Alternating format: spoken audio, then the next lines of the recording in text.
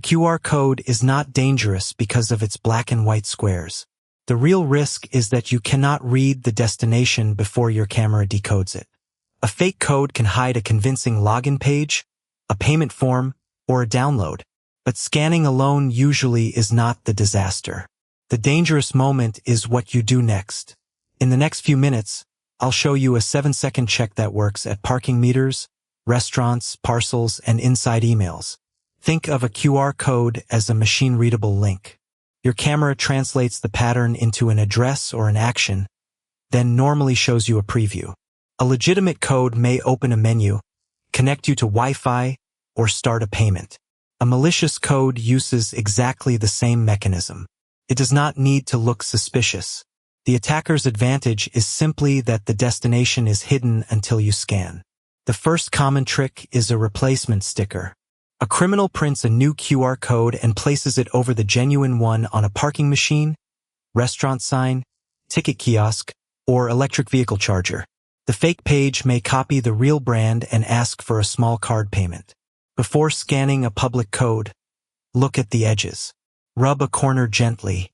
If it is raised, crooked, freshly pasted, or covering another code, stop and use the official app or typed website instead. The second trick is sometimes called kiosking, phishing hidden inside a QR image.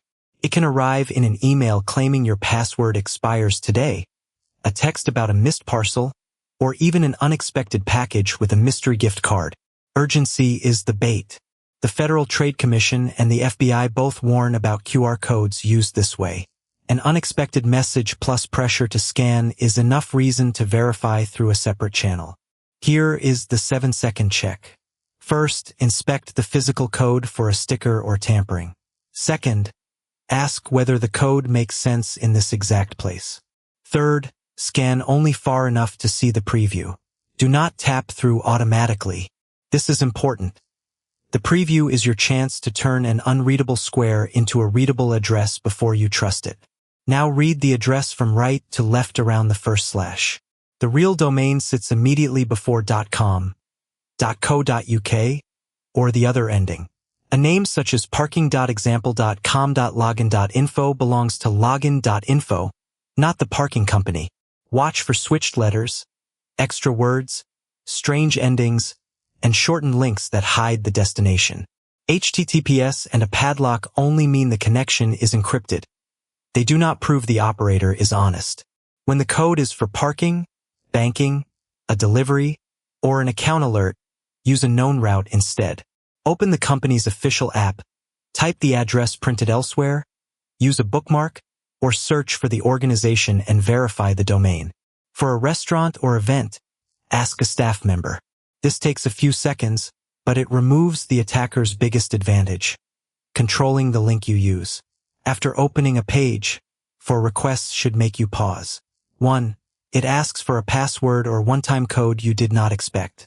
2. It wants card details for a tiny urgent payment. 3. It asks you to install an app, profile, or file. 4. It requests unusual phone permissions. Close the page and reach the organization independently. A QR code should never pressure you to hand over credentials or bypass your normal payment routine. What if you already scanned? If you only saw the preview and did not open it, there is usually nothing else to do. If you opened the page but entered nothing, close it, remove any download you did not request, and check whether you granted permissions. Keep your phone updated. If you entered a password, change it using the real app or a trusted bookmark, sign out other sessions, and turn on multi-factor authentication.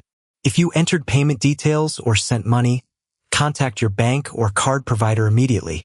Reporting helps other people avoid the same trap. In the United States, use reportfraud.ftc.gov, and internet crime reports can go to ic3.gov. In the United Kingdom, suspicious emails can be forwarded to report@phishing.gov.uk, and financial losses should go through the official report fraud service. Elsewhere in Europe, contact your bank first for payment fraud, then use your national cybercrime or police reporting service. Always find those reporting pages independently. The practical rule is simple. Inspect the code, preview the destination, verify the real domain, and use an official route for logins or payments. Most QR codes are ordinary links, and official guidance says the overall risk is lower than many headlines suggest. You do not need to fear every square. You only need to stop treating a hidden link as automatically trustworthy. Save this checklist and share it with someone who pays for parking or deliveries by phone.